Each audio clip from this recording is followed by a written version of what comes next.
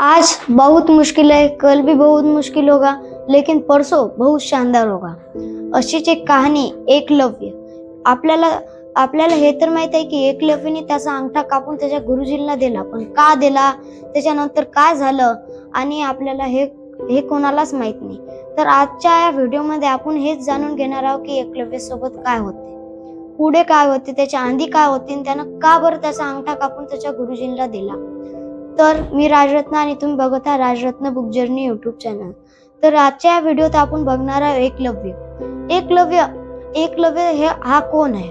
हा नेमकं एक धनुर्विद्या शिकणारा एक विद्यार्थी आहे, ज्याने धनुर्विद्येत तो एवढा माहिर झाला की त्याने कुत्र्याच्या तोंडात असे बाण मारले की त्या कुत्र्याच्या तोंडातून रक्त पण नाही पडलं आणि तो त्याचा लक्ष्य घात होता।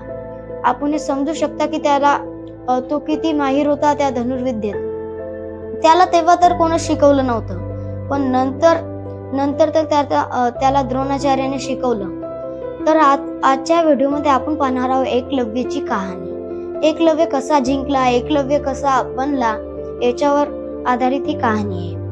तर हे ते पुस्तक आहे जे मी वाचलेलं आहे। या पुस्तकाचं नाव आहे एकलव्य। हे पुस्तक विजय देवडे यांनी लिहिलेलं आहे। हे पुस्तक यांनी एकदम सोप्या भाषेत एक्सप्लेन केलेलं आहे। यांनी हे पुस्तकात लिहिलेलं पण आहे की पुस्तक लिहावं तर विजय देवडे यावानी, कारण यांनी पुस्तक एकदम सोप्या भाषेत लिहिलेलं आहे। आपल्याला पाहून तर वाटत असेल की हे पुस्तक किती अवघड भाषेत लिहिलेलं असेल, पण परंतु हा जे पुस्तक आहे की एकदम सोप्या भाषेत लिहिलेलं आहे, हे तुम्ही लक्षात घ्या। हे पुस्तक ना एकदम चांगल्या प्रकारे लिहिलेलं आहे। तर आपण आजच्या या व्हिडिओला सुरुवात करूया। तर एकलव्य एका राजाचा पुत्र होता। एकलव्य लहानपणापासूनच खूप हुशार आणि चंड होता। त्याला धनुर्विद्या शिकायची होती, त्याला धनुर्विद्येत माहिर बनायचं होतं आणि त्याचे पप्पा त्याला शिकवत होते की धनुर्विद्या कशी करायची।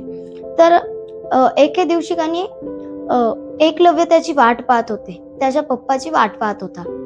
तर त्याचे पप्पा तिथून आले आणि एकलव्याला पाहिलं। त्याची लंबी नाक, वाळलेले केस आणि काळे डोळे पाहून त्याच्या पप्पाला वाटलं की हा माझा खरंच मुलगा आहे, एवढं तेजस्वी, ते पण धनुर्विद्येसाठी। हा माझा खरंच पुत्र आहे, मी याला धनुर्विद्या शिकवणारच, मी याला धनुर्विद्येत चांगलं माहिर करणार। तर त्याच्या पप्पाने असं ठरवलं आणि जेव्हा त्याचे पप्पा काम करून यायचे ते थकेल होते आणि जसं त्यांनी त्याच्या पुत्राला पाहिलं, म्हणजे एकलव्याला पाहिलं, त्यांच्या चेहऱ्यावर स्मित तरंगत होती। तर मग त्याचे बाबा त्याला पहिले धनुर्विद्या शिकवत होते। नंतर तर द्रोणाचार्य जवळ गेला, पण द्रोणाचार्यांनी त्याला घेतलं नाही। याच्या आधी काय झालं तुम्हाला माहित आहे का? याच्या आधी त्याच्या पप्पांनी त्याला धनुर्विद्या जेव्हा शिकत होते, एके दिवशी त्याच्या पप्पांनी त्याला एक कावडाचं पंख आणून दिलं। सॉरी कावड्याचं नाही, गरुडाचं पंख आणून दिलं। तर तो म्हणाला, बाबा मला मोराचं पंख आवडते, तुम्ही मला गरुडाचं पंख का आणलं? तर त्याचे पप्पा म्हणाले, माझ्यासोबत चाल बाहेर। तर मग एकलव्य बाहेर आला आणि त्याच्या पप्पांनी म्हटलं, आकाशात पहा, तुला काय दिसते?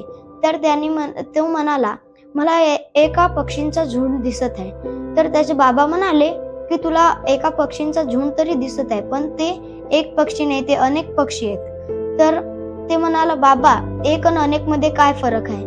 तर मग त्याचे बाबा म्हणाले, एक म्हणजे एकटा म्हणजे तू, आणि अनेक म्हणजे खूप सारे जे मिळून काम करतात। तर एकलव्य ते ऐकून त्याने चेहऱ्यावर स्मित आणली आणि त्याच्या बाबांनी म्हटलं, तुला आणखीन वरत काय दिसत आहे?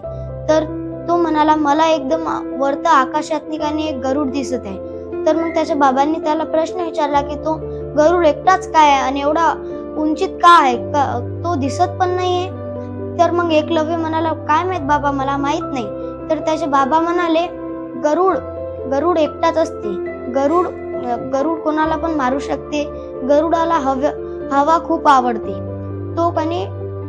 तो कुठे पण राहू शकते। जेव्हा तो बुढा होते तेव्हा तो काय करते, त्याची चोच एका दगडाजवळ मारू त्याची चोच तोडून टाकते आणि त्याचे पंख पण तोडून टाकते, कारण तो बुढा झालेला असते। मग काही दिवसांनी त्याला आणखी नवी चोच आणि नवे पंख येते आणि तो वापस शिकार करायला लागतो। त्याला खूप मजा येते शिकार करायला। तो एकलव्य म्हणाला, बाबा मी या गोष्टीतून काय शिकणार? तर मग त्याचे बाबा म्हणाले, तू पण तसाच आहेस. तू न तू तीच गरुडाची चोच म्हणजे तुझ्या भानाचं टोक आणि गरुडाचे पंख म्हणजे तुझ्या भानाच्या मागचे पंख. तर मग एकलव्य म्हणाला, बरं बाबा, आजपासून मी धनुर्विद्येत तेवढा माहिर होईल की माझ्याकडून बाकी जणांनी पण शिक्षा घेतली पाहिजेत की तू हे कसं काय शिकला.